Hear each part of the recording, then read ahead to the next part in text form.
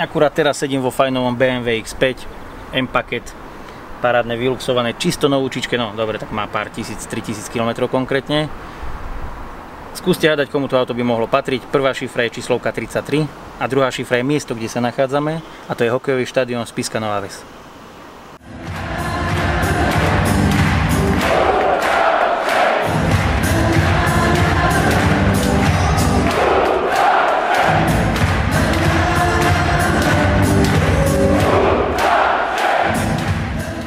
Vítaj, Julo Serus, či vlastne ja mám vítať.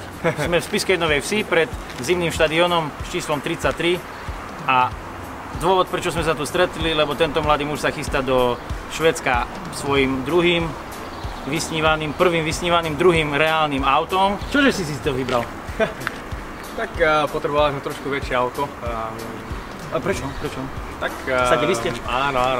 Posadili sme a vyrastlo z toho dievčatko, takže bola to trošku aj taká zámienka, aby som si kúpil nové auto. Už som po ňom sníval. A doteraz si mal svoje prvé auto? Áno. A aké to bolo? Volkswagen Golf. Krásny čierny. Takže. Čierny, vyladený. To je modelový rok, aký bol? 2006. 2006. A odvtedy si aj šoférom? Áno, presne. Vodičak si robil? Tu v Spišskej Novej Vsi. Hneď keď som mal 18, takže. Aha, výborne. A toto je už tvoj sen vyladený?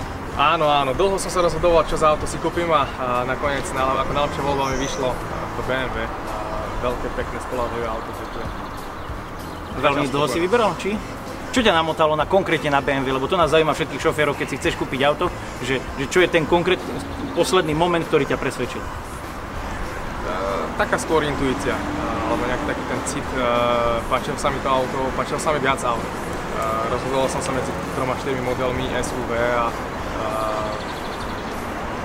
interiér, exteriér, kvalita motora, cena. Z toho mi najlepšie vyšlo BMW a zatiaľ po tých 2-3 mesiacoch neľutujem a som spokojný. Pozerám, že aj celkom vyladený motor si k tomu dokúpil. Tak áno, všetko. Aby to už vlastne vyzeralo poriadne a jazdilo. Máš to v pláne si nechať na dlhšie? Áno, nekupoval som to vlastne na rok ani tak, takže... No zatiaľ, uvidíme. Ak by tých detí bolo 4-5, tak už by nemuseli ísť ešte do niečoho väčšieho. Alebo keby náhodou si išiel do Ameriky, nie? Tak asi si ho nevezmeš so sebou. Dobre, teraz toto svoje auto, BMWčko si berieš so sebou do Švédska. Áno. Zo Spišskej Novej Vsi do Švédska, kam ideš, je to koľko kilometrov? Spišské Orebro je čistá cesta, nejakých 19 hodín, 15 autom a 4 hodiny trajekt, takže je to rozkuskované, dá sa to spraviť a trošku sa na tú cestu aj teším z toho pohľadu, že s novým autom trošku prevetrám a uvidíme krajinu. A už máš nejaký plán cesty na tak veľa kilometrov? Tak áno, raz som tú cestu podobnú absolvoval do Švédska, išiel som vtedy do Göteborgu a teraz idem trošku iným smerom do Orebra, ale tá prvá časť cesty Spišská Nová Ves, Krakov, Berlín, Sassnitz je tá istá, takže už to poznám.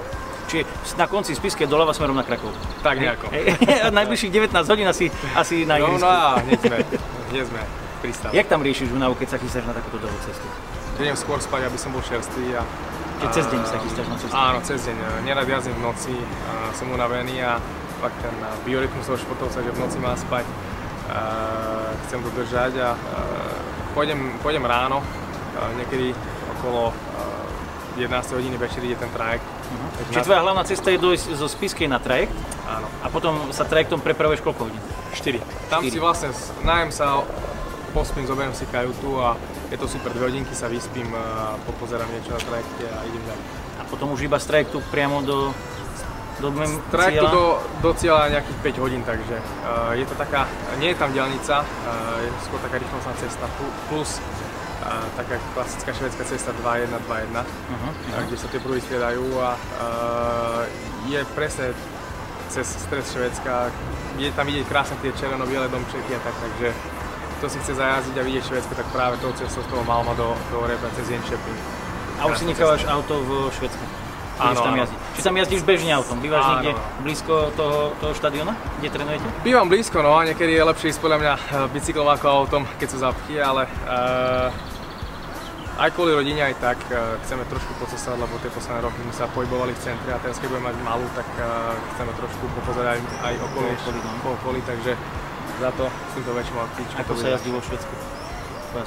Trošku pomalšie ako na Slovensku a viac sa dodržujú predpisy, je to také skôr prirodzené, že ani policajti tam nemerajú, skôr je to také systémové. Áno, áno. Každý dodržiava predpisy A autopark, čo je vo Švédsku také? Je tam vidieť vymakané auta? Skôr by som povedal, že tam je vidieť krásne tú strednú vrstvu, ktorá tam žije a 80% aut je Volvo a čo som bol veľmi milo prekvapený, Škodovky je tam strašne veľa. Veľa Škodoviek je tam? Veľa Škodoviek, no a potom tiež také kúsky. Videl som už tam Ferrari, Lamborghini a také, ale to sú tí top, čo asi majú IKEA alebo takéto veci. A máte tam sneh v zime? Je, čo som bol prekvapený, posledné zimy boli trošku teplejšie ako u nás, takže trošku taký šok. Čiže si šiel za zimou a nakoniec musíš sa vrátiť domov, aby si ju našiel. Presne tak, alebo potom ísť hore do Lulej, kde je od septembra už minus 10. Všetci Slováci sledujú na internete tvoje Huda Show. Jak sa šoferuje roľba? Ľahko, máme elektrickú roľbu, takže aj zrýchlenie to má. Bol som veľmi milo prekvapený a myslím, že práca roľbára by ma celkom bavila, ak by som skončil. Ale aj v tom celom svojom hokejovom oblečení? To nie, to by bolo veľmi ťažké, to som skúsil raz a to som sa iba povolil. Ale divákov to baví všakže? Áno, áno. A tá crossová motorka, to bol čo za nápad? My máme každý zápas taký trošku tematický a ten daný zápas malo KTM ako náš sponzor. Všetko sa točilo okolo motoriek, motocrossu, KTM a takýchto vecí, takže oni ma oslovili, či môžem niečo vyberať, ja som povedal, že jasné a zhodou okolností aj tá motorka bola vlastne elektrická. Sú to nové modely a som bol veľmi milo prekvapený opäť s rýchlením a išlo to ticho ako nejaká hračka. Celá tá Huda Show bola poďakovanie tým fanúšikom, že prišli na ten zápas a hokej sa hrá vlastne preto, aby sme vyhrávali a pre radosť. Tá Huda Show, ako tak mám nazvať, bola vlastne robená pre ľudí a oni si na to nejako zvykli a klub v Orebre to chcel trošku marketingovo spropagovať a podarilo sa im to. Urobili. A funguje to? Áno, áno. Bolo, alebo je to úspešné. Kde si doma? Doma si stále v Spiskej? Tak v Spiske, no. Zatiaľ sme sa tak so ženou rozhodli, stávame tu aj dom, takže zatiaľ budeme doma v Spiske, ale keď 8 mesiacov som tam a doma. Tento rok mi to vyšlo, že som nejaké 4 týždne doma, takže aj nesienem umyť okna a idem ďalej. To bude celá výstroj do auta? Áno, v pohode. Ale takže do kufra. Kupoval som to auto pre dcerku, ale výstroj sa tam vôjde. To si skúšal v obchode, hej? Si tam naokladať celú výstroj? Máš asi veľa kilometrov za poslednou dobie najazdené, aj teraz je pre tebou veľa kilometrov. Čo by si im poradil, aby robili, ale konkrétne za volantom tvoju vlastnú skúsenosť? Tak osobne nemám rád, keď vlastne sa telefonuje, alebo že sa šoféri nevenujú tomu šoferovaniu, ale aj keď je takáto rýchla doba, ale myslím si, že veľa havárií je preto, že nedodržujú sa pravidlá cestnej premávky a hlavne rýchlosť, telefonovania a podobné veci. A teba občas už pochytila za volantom únava? To áno, momentálne už som viac opatrný, ako som bol tiež predtým a keď už príde taká únava, že už nepomáha ani otváranie okna, ani Red Bull, ani rádio, ani nič, tak radšej odstavím a trošku si oddychnem a potom idem ďalej. To asi tá dcera spôsobila všakže? Tak... Však máme začať jazdiť bezpečne, zrobíme si deti? Asi tak. Čím viac, tým lepšie. Ak si môžeš vybrať cestu, kadiaľ jazdíš najradšej? Tak tým, že cestujem strašne veľa zo Spišskej Novej Vsi niekde, tak mám strašne rád cestu vlastne našu diaľnicu smerom od Mikuláša alebo od Popradu do Spišskej, lebo to už viem, že idem domov. Ten pohľad na Tatry je krásny, takže tá D1 po Tatry je fakt nádherná. Druhá, ktorá sa mne osobne páči, je aj z Košic do Spišskej Novej Vsi cez Krompachy a Jahodnú a tam, takže tam si dám športový režim a vidím si tu Jahodnú hore, keď nie sú autá. To je taká príjemná cesta. To ťa neunaví? To nie, tam zaspať za volantom je ťažké. Dobre, výborne. Tak my ti prajeme, čo sa praje brankárom? Čo si prajú brankári? Málo gólov a bez zranenia. Málo gólov bez zranenia? No výborne. Tak prajeme ti málo gólov a bez zranenia. Nech sa ti darí. Ďakujem pekne.